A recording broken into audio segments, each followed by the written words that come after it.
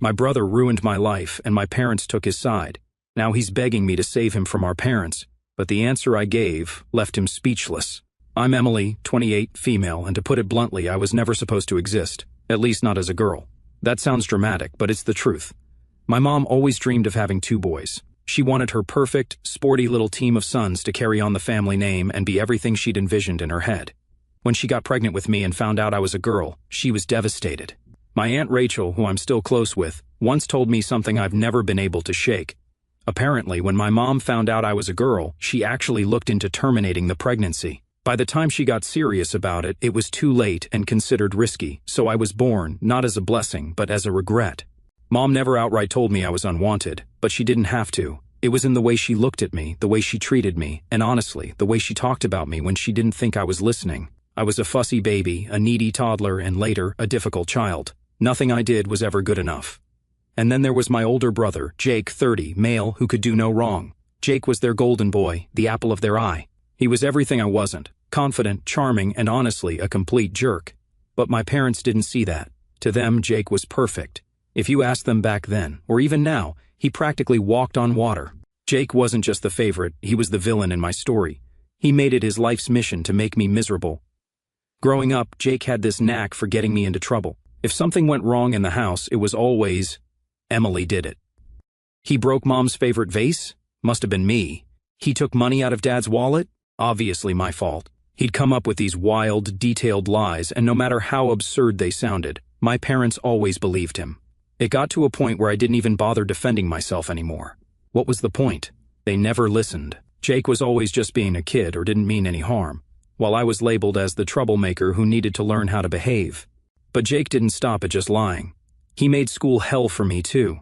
He spread rumors about me to my classmates, sometimes in ways that were so subtle I didn't even realize it was him at first. I'd notice friends pulling away, acting distant, and then find out weeks later that Jake had told them I said something nasty about them or that I was too weird to hang out with. By the time I hit middle school, I didn't have many close friends left.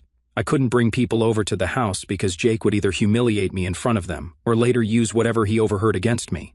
He'd twist my words and make it sound like I was bad-mouthing our parents or being ungrateful, and of course, Mom and Dad believed him every single time. The favoritism was glaringly obvious. For example, every year Jake got a big birthday party with all his friends, fancy decorations, and even a rented bounce house one time. When it came to my birthday, it was a cake at the dining table and maybe a card if they remembered. One year, they forgot entirely. Jake made sure to rub that one in. "Guess you're just not that important," he sneered. It's not like I was a perfect child or anything. I wasn't super outgoing, and yeah, I was a bit sensitive. But can you blame me? Growing up in a house where I was constantly put down or ignored took a toll on me. I felt like I was screaming into a void, desperate for someone to notice me, to care. But the only people who seemed to matter in that house were Jake and my parents, and Jake, he reveled in it. He knew he was the favorite, and he used that power against me every chance he got. If I ever dared to call him out or stand up for myself, he'd run to Mom and Dad, spinning some story about how I was being mean to him or starting fights. It didn't matter that he was the instigator. He was the golden child, and I was the problem. I remember one time in high school when I finally thought I'd caught a break. I'd worked up the courage to try out for the school play. I wasn't the lead or anything, but I got a decent role, and for once, I was proud of myself. I told my parents about it, hoping maybe they'd come see me perform. Jake immediately jumped in with, "Why would anyone want to watch her embarrass herself on stage?" My mom didn't even defend me, she just shrugged and said, "Maybe next time, Emily." That was the moment I realized they weren't just indifferent. They were actively uninterested in me. Jake wasn't just cruel, he was calculated. He knew exactly how to get under my skin and make me feel small, and the worst part? He never faced any consequences for it. Mom and Dad never called him out or punished him. If anything, they encouraged it by always taking his side. Every day felt like a battle I was destined to lose. I'd try to focus on school or my hobbies, but Jake was always there, lurking in the background, ready to tear me down. And my parents? They didn't care. To them, Jake could do no wrong, and I was just there, a mistake they couldn't undo. And yet somehow I survived. Maybe it was stubbornness, or maybe it was the faint hope that one day things would get better. But if there's one thing I've learned, it's that you can't force people to love you.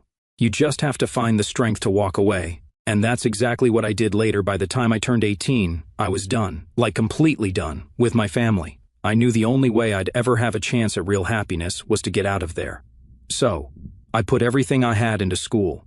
I wasn't just trying to get good grades, I was fighting for freedom. I worked my butt off to get a scholarship to a college out of state. I applied to every program, wrote essay after essay, and spent hours filling out financial aid forms. The moment I got my acceptance letter from a school in California with a partial scholarship, I cried. Not because I was sad, but because I finally saw a way out. The day I left for college, I didn't even get so much as a "we'll miss you" from my parents. They helped Jake pack up and move into his fully furnished apartment when he decided to live on his own. Me? I got a pat on the back and a good luck. My mom even had the nerve to say, "Don't forget to call us if you need help," knowing full well they wouldn't lift a finger. Jake stayed in our tiny Illinois hometown, of course. My parents paid for everything: his rent, his car, even his groceries. Meanwhile, I was on my own. I remember walking into my dorm room, looking around at the bare walls and realizing this was the first time I was truly free. It was terrifying and exhilarating all at once. Once I left, my parents wasted no time cutting me out of their lives. At first, I tried keeping in touch. I called them a couple of times, but the conversations were short and awkward. They never asked how I was doing or how school was going. They just updated me on Jake's life, how he got a new car, how he was hosting some big party, how he and his girlfriend Sarah at the time were getting serious. It didn't take long for me to realize they didn't care about my life at all. So I stopped calling, and honestly, they didn't seem to notice. Our family group chat became the Jake Show. It was all about his accomplishments, like how he grilled the best steak at a barbecue, or how he was thinking of starting his own business, which never happened.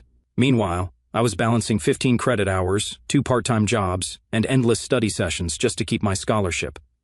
There were days when I didn't know how I was going to make it.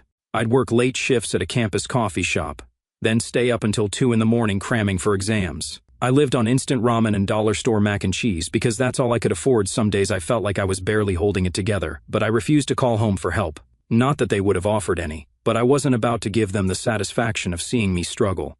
Even when things got tough, I couldn't bring myself to regret leaving. My senior year of college was a turning point for me. That's when I met Ethan, the man who would eventually become my husband. I wasn't looking for a relationship at the time. I was too busy trying to survive. But Ethan kind of fell into my life in the best way possible. We met during a group project in one of my classes. He was one of those people who seemed genuinely interested in getting to know me, not just for the project, but for who I was as a person. At first, I was hesitant. I wasn't used to people being kind without some ulterior motive, thanks to my family. But Ethan wasn't like that. He was patient and kind, and he made me feel like I was worth something. One of the things that stood out to me the most about Ethan was his family. I'll never forget the first time he invited me to dinner at his parents' house.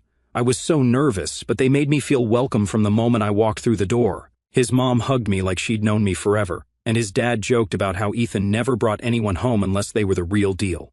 They asked about my life, my classes, and my plans for the future. They listened, like actually listened. It was such a stark contrast to my own family that I didn't know how to react at first. But over time, I started to let my guard down. Ethan's family became the support system I never had. His mom would send me care packages during finals week, filled with snacks and little notes of encouragement. His dad offered to help me fix my car when it broke down, even though he barely knew me at the time. They treated me better in a month than my own parents had my entire life. Graduating college felt like the ultimate victory. My parents didn't come to my graduation, of course, but Ethan and his family were there, cheering me on. After graduation, Ethan and I moved in together. We didn't have much, but we made it work. I got a job in marketing, and he started working as an engineer. We built a life together, piece by piece, and for the first time I felt like I was where I was supposed to be. My wedding was the final nail in the coffin for me and my family. I think a lot of people have this idea that weddings bring families together, that they're this magical event where even the most strained relationships can heal. Yeah, that wasn't my experience. My wedding didn't bring my family closer. It exposed, actually confirmed, just how little they cared about me. When Ethan proposed, I was over the moon. He popped the question on a quiet hike, just the two of us. It was simple and perfect, exactly what I wanted. After I got home, I took a picture of the ring and sent it to my family group chat with a little "I said yes" message. I wasn't expecting a parade or anything, but I thought I'd at least get a congrats or some kind of acknowledgement. Instead, nothing. I got left on read. I checked the chat later that night, and I could see they'd all read the message. My mom didn't reply, my dad didn't reply, and Jake, of course, not. I even double-checked to make sure the message was actually sent. It was. They just chose to ignore it. That was the first time I realized they probably weren't going to care about my wedding at all, and I was right. As I started planning, I kept trying to include them. I'd send my mom texts asking for her opinion on things like venues or color schemes.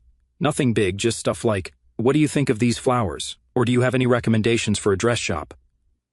Half the time she wouldn't reply. The other half she'd give me these one-word answers like nice or pretty, which basically screamed, "I don't care." At one point, I even asked if she wanted to come with me to look at dresses. She said she was too busy. Too busy doing what? I have no idea. Watching TV, maybe? So I just stopped sending anything. Meanwhile, Ethan's mom was over the moon. She helped me pick out my dress, organized the guest list, and even spent an entire weekend DIYing centerpieces with me. She made me feel like I actually mattered. Jake, on the other hand, took it a step further. Not only did he not care about my wedding, but he actively tried to sabotage it. My cousin Megan, the only family member I still talk to, and she's now renting a room in my parents' house because her parents are in a different country, and were worried about her living on her own, later told me how he convinced my parents that I was disrespectful and ungrateful for not involving them enough in the wedding prep. He told them I didn't care about their opinions and that I was intentionally leaving them out of everything. What really pissed me off was that it wasn't true. I tried. I reached out. I asked for their help. They were the ones who didn't care. They were the ones who ignored me. But of course, Jake spun it like I was the bad guy, and my parents, being who they are, were easily convinced. Things escalated when I sent out the wedding invitations. I included my parents and Jake, of course, even though I was starting to wonder why I bothered. A few weeks later, I called my mom to ask if they'd RSVP'd yet because I hadn't heard anything. Her response? "Oh, we haven't decided if we're coming yet." Jake said we should think about it. Think about it. What was there to think about? It was my wedding. I was their daughter, but apparently Jake had been telling them how I didn't deserve their support. He told them I only reached out to them when I wanted something and that I didn't truly value them as a family. That was rich, coming from Jake, who spent his entire life taking from them without giving anything back. He got everything handed to him on a silver platter, but somehow, I was the ungrateful one for not worshiping them the way he did. As the wedding got closer, it became clear they weren't coming. My mom stopped responding to my messages altogether, and my dad barely said 2 words to me when I called. Megan tried to convince them to change their minds, but Jake doubled down, telling them they were supposed to be the center of everything. The irony of that statement still makes me laugh. I literally asked them to be part of the process. I wanted them to be involved, but they made it clear over and over again that they didn't want to step in, and now they were twisting it. The wedding day came, and they weren't there. No text, no call, nothing. Just empty seats where my parents and brother should have been. I won't lie, it hurt. Even though I knew not to expect much from them, it still stung to look out into the crowd and not see them there. But Ethan's family? They showed up in full force. His parents, his siblings, his cousins. They were all there, cheering us on and celebrating with us. His mom even gave a little toast during the reception, saying how proud they were to officially welcome me into the family. After the wedding, I decided I was done. I didn't call my parents to ask why they didn't come. I didn't send them pictures or updates. I didn't even bother replying when Jake sent me a snarky text saying, "Hope your big day was worth ignoring your family." I blocked Jake's number after that.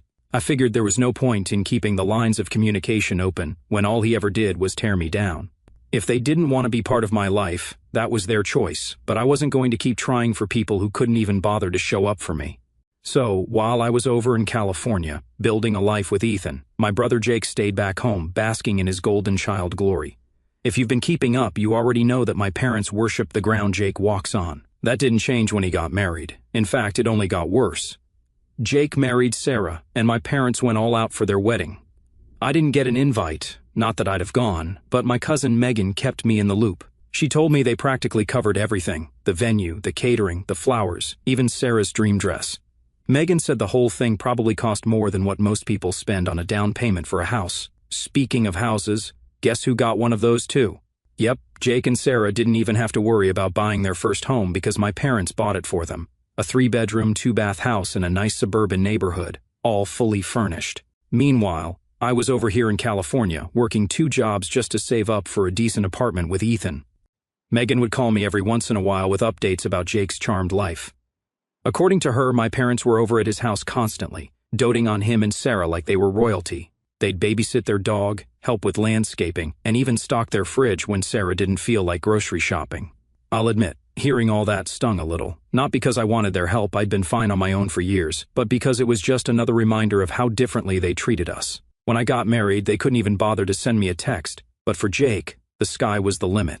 For a while, everything seemed picture perfect for Jake and Sarah.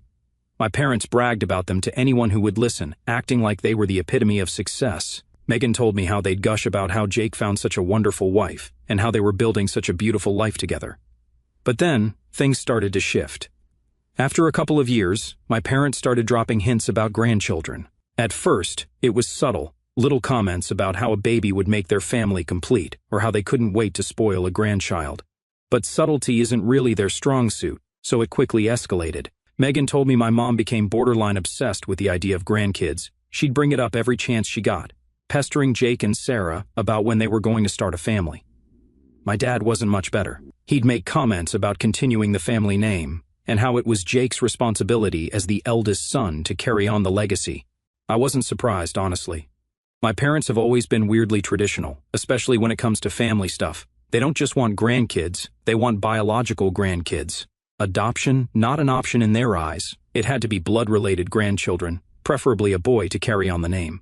Jake and Sarah, for their part, tried to dodge the topic for as long as they could.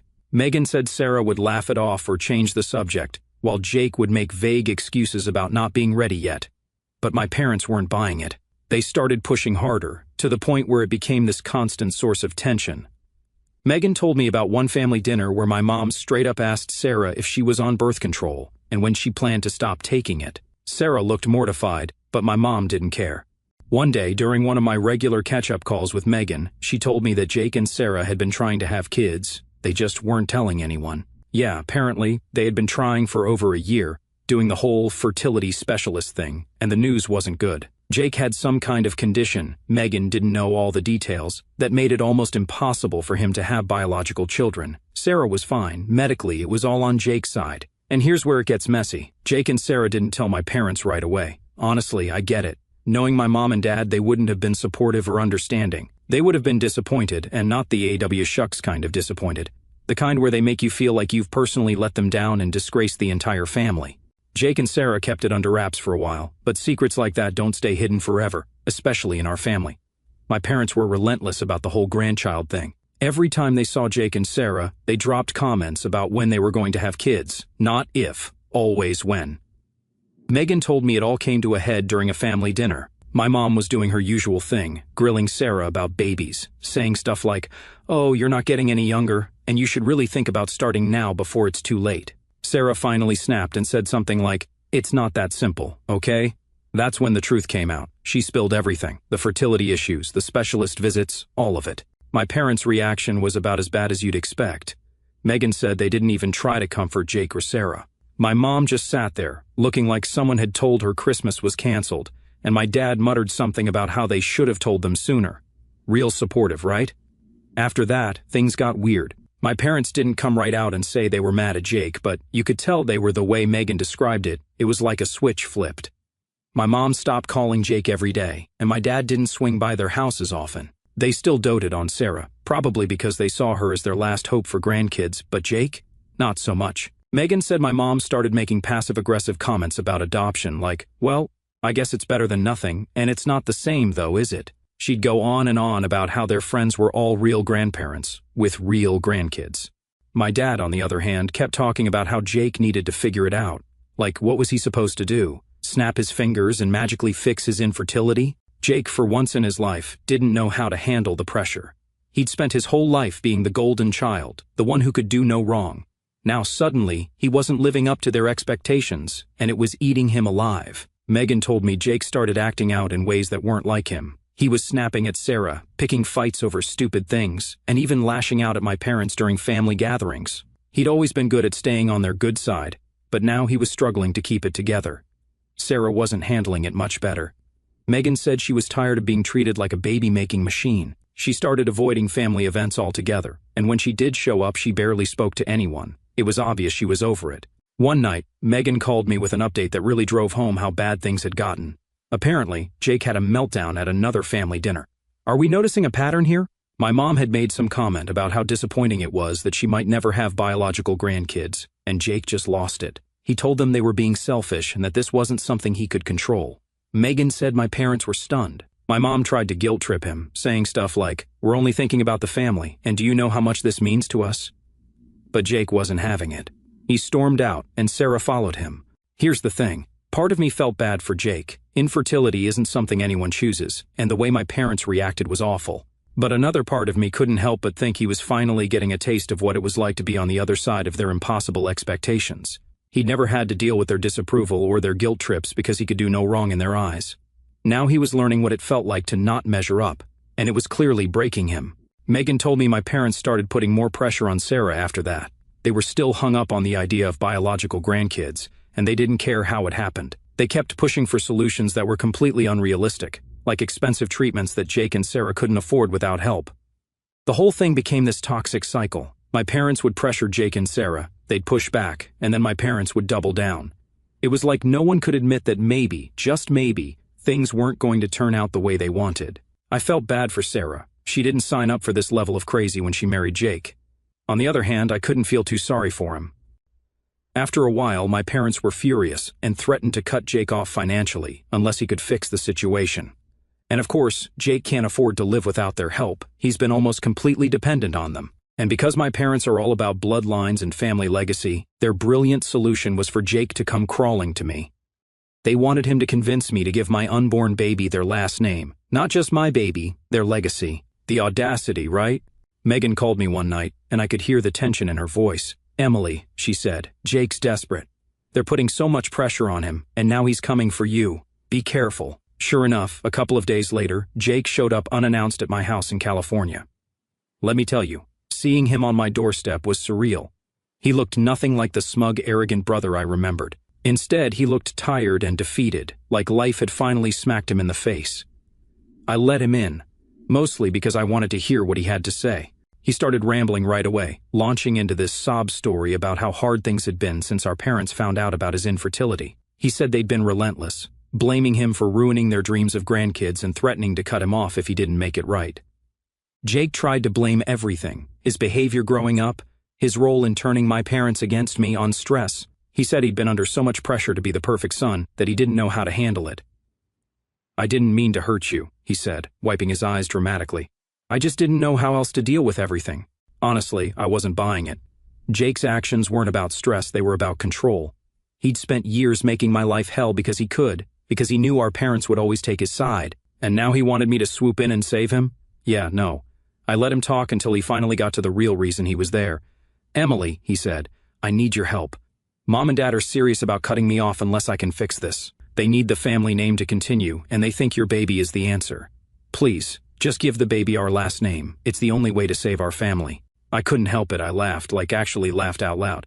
"Jake," I said, "you've got to be kidding me. After everything you did to me, you want me to hand over my child to fix your mess? Not a chance." Jake looked stunned, like he genuinely thought I'd say yes. He tried to guilt-trip me, accusing me of being petty and holding grudges. "This isn't about the past," I told him. "This is about protecting my family.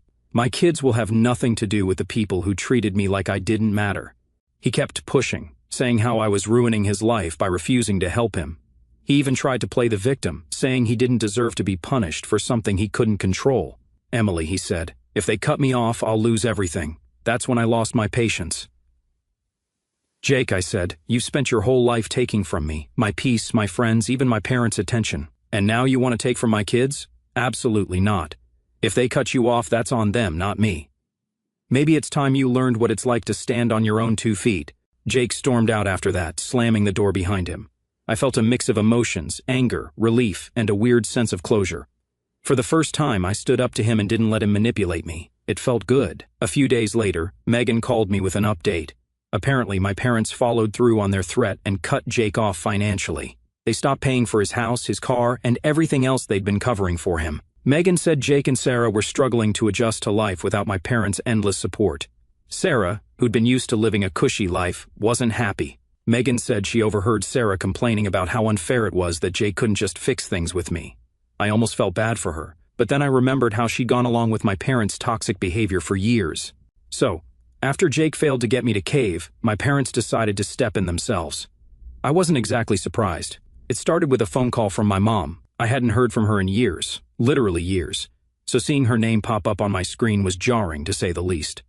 At first I thought about ignoring it, but I was curious to see what she had to say. I picked up, and she immediately launched into a rehearsed-sounding apology. "Emily," she said, her voice dripping with this faux sweetness that I hadn't heard since I was a kid. "I just wanted to say how sorry I am for everything. We've been thinking about you so much and we miss you." "Miss me? Since when?" She kept going, trying to make it sound like they'd had this big epiphany about how they treated me. "I know we made mistakes," she said, "but we're family, and I think it's time we start fresh." I cut her off. "Is this about Jake?" There was a long pause on the other end. She clearly hadn't expected me to be so direct. "Well, yes," she admitted, her tone shifting, "but it's not just about him. It's about the family. We need to come together, Emily. We've all been through so much." And then she started with the guilt trips. "You know how much this means to your father and me. All we want is to make things right. Your baby could bring this family back together. Don't you think it's time we put the past behind us?" I could feel my blood boiling. "Put the past behind us?" I said. "You mean the past where you treated me like I didn't exist? The past where you gave Jake everything and left me with nothing? That past?" She tried to backpedal, but I wasn't having it. I told her I wasn't interested in letting them use my child to fix their mistakes. She started crying, saying how much it hurt her to hear me talk that way, but I stood my ground. A few days later, my dad called. If my mom's tactic was guilt, my dad's was anger. He started off by saying how disappointed he was in me for being so selfish. He told me I was tearing the family apart and that I needed to grow up and think about the bigger picture. I let him rant for a while before cutting in. "Dad," I said, "let me make one thing clear, my baby is not your second chance. If you're so worried about the family name, maybe you should have thought about that earlier. Way earlier." He didn't have much Gillespie to say after that, but he tried one last jab. "You know, Emily, we only want what's best for the family. If you can't see that, then I don't know what else to say." I had enough and blocked them everywhere, and I haven't heard from them since. Meanwhile, I'm focusing on my life and what's coming. Ethan and I will be raising our kids in a loving, healthy environment, something I never had growing up. Megan and Ethan's family have become my support system, and I couldn't be more grateful for them. I've thought a lot about whether I should feel guilty for cutting off my family, especially Jake. But every time I think about it, I come back to the same conclusion. I don't owe them anything. They made their choices, and now they're dealing with the consequences. Jake and my parents can keep playing their games, but I'm done. I'm done being the scapegoat, the afterthought, the one who always had to bend to make them happy. I'm building a new life. One filled with love, respect, and the kind of family I always wanted but never had.